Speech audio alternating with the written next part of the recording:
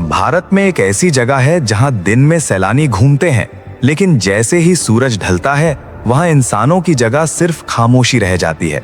ये है भानगढ़ फोर्ट, जो राजस्थान के अलवर जिले में बना हुआ है। इसे भारत की सबसे रहस्यमयी और डरावनी जगहों में गिना जाता है। 16वीं सदी में बसा भानगढ़ सिर्फ एक किला नहीं था, बल्कि एक पूरा समृद्ध शहर था, जहां बाजार लगते थे, मंदिरों में घंटियां बजती थीं और महल में रौनक रहती थी। इस शहर को राजा माधो सिंह ने बसाया था और कुछ ही समय में ये एक खुशहाल नगरी बन गया। लेकिन हर कहानी में एक अंधेरा मोड़ होता है, और भानगढ़ की कहानी में वो मोड़ था एक तांत्रिक जिसका नाम था सिंघिया।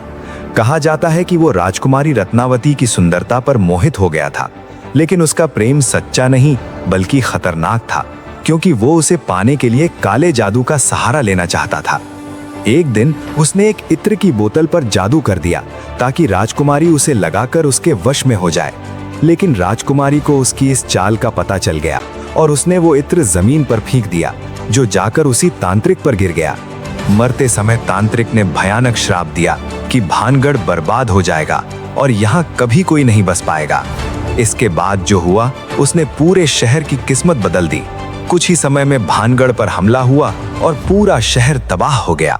लोग मारे गए, घर उजड़ गए और एक जीवित शहर खामोशी में बदल गया। आज भी भानगढ़ फोर्ट खड़ा है, लेकिन अब ये सिर्फ एक खंडहर है, जिसकी टूटी दीवारें अपने अंदर छिपी कहानियों को बयां करती हैं।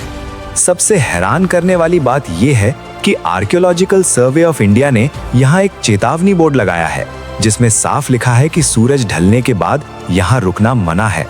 स्थानीय लोगों के अनुसार रात के समय यहाँ से अजीब आवाजें आती हैं, जैसे कदमों की आहट, किसी के फुसफुसाने की आवाज या फिर अचानक चीखें सुनाई देना।